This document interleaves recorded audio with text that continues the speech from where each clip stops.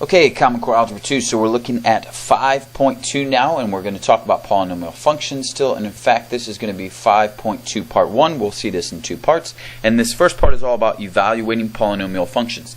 So we're going to look at what is called direct substitution and synthetic substitution. This one we have actually seen before, and you've done that a ton. It won't be anything new. We're going to cover that in about 30 seconds. The new one is going to be synthetic substitution, which is really great to use and a lot easier to use if you've got small numbers with high powers, or in particular if you don't have a calculator. Okay. So as a quick reminder, direct substitution, what that means is you're just taking a given value and you're going to substitute it in for x and then simplify.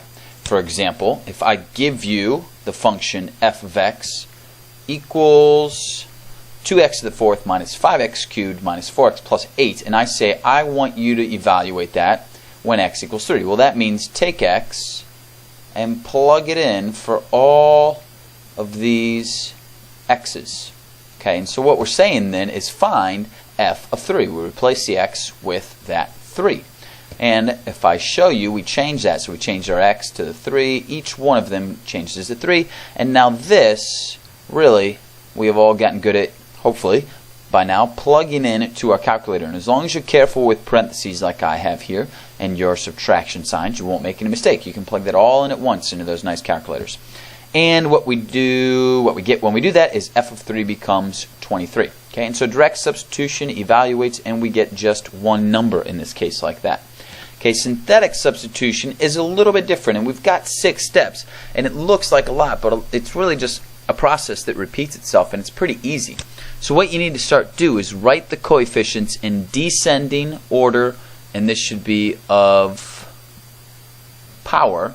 Okay, so whatever your highest power is, that coefficient comes first. Whatever the next highest power is, that coefficient comes next, including placeholders, meaning if there's no x squared term and there's an x cubed and an x term, you need to put in a 0 for that x squared term. And then the next part you'll see to the left of them outside of the box, and I'll explain that in a little bit, it's going to be the number, the value for which you want to be evaluated. So like the last problem, that was 3. Okay, your next step, then you're going to bring down that first coefficient, so we call that the leading coefficient. You're just going to bring that straight down to the bottom of the line, and again, you'll see again what I mean in a minute. And you're going to multiply this value by the value to the left. So this is that value for which we wanted to evaluate. So you're going to multiply by that number, and you take the result and you write it under the next coefficient. Okay, excuse me. And then you're just going to repeat that process over again. You're going to add this column, those two numbers together, and then you write it below, and you do the same thing. You multiply, bring it up to the next coefficient, add them. Multiply, bring it up to the next coefficient, add them. So that sounds kind of confusing, I know. Write those down, but I'll show you. So if we take that same example, I want to start by taking my coefficients. So there, 2, negative 5, and then you notice we skipped the x squared. So I actually need a 0 for x squared, a negative 4 for x, and then 8. And I'm going to put 3 out to the left of the box. So you see I have 3, the number we're trying to evaluate for, out to the left. I've got my 2 for x to the fourth. I have negative 5 for x to the third. There is no x squared, so I have to put the 0. I have negative 4 for x and 8 for the constant by itself. Okay, so like we said, that first term, this one, I am just going to bring down. Okay, so that first term comes straight down, 3 times 2. And now I take the number to the left and I multiply. So I do 3 times 2 and I get 6. I write 6 right here. And then I'm going to add. So negative 5 plus 6 is 1. And I'm just going to repeat this process over and over until we get to the very end. So same idea. 3 times 1 gives us 3. So I'll write that right down right here. 0 plus 3 is 3. So I bring it down. I do 3 times 3 gives us 9. Negative 4 plus 9 is 5. 3 times 5 is 15. And then 8 plus 15 is 23. And you'll notice this is the same problem we looked at before.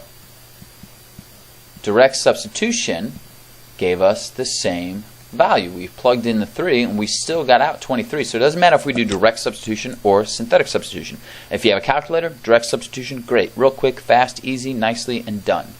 If you do not then we want to use synthetic substitution, because you notice none of these numbers were too high, and as long as we're careful with our addition and our use of negative numbers, it really isn't too bad of a problem. Another place synthetic substitution is going to eventually become very important to us and very helpful is in factoring. Okay, and factoring can oftentimes be pretty challenging, but with synthetic substitution it can be a lot easier. Okay, so that is it for direct and synthetic substitution. Again, you have seen direct substitution a ton in the past.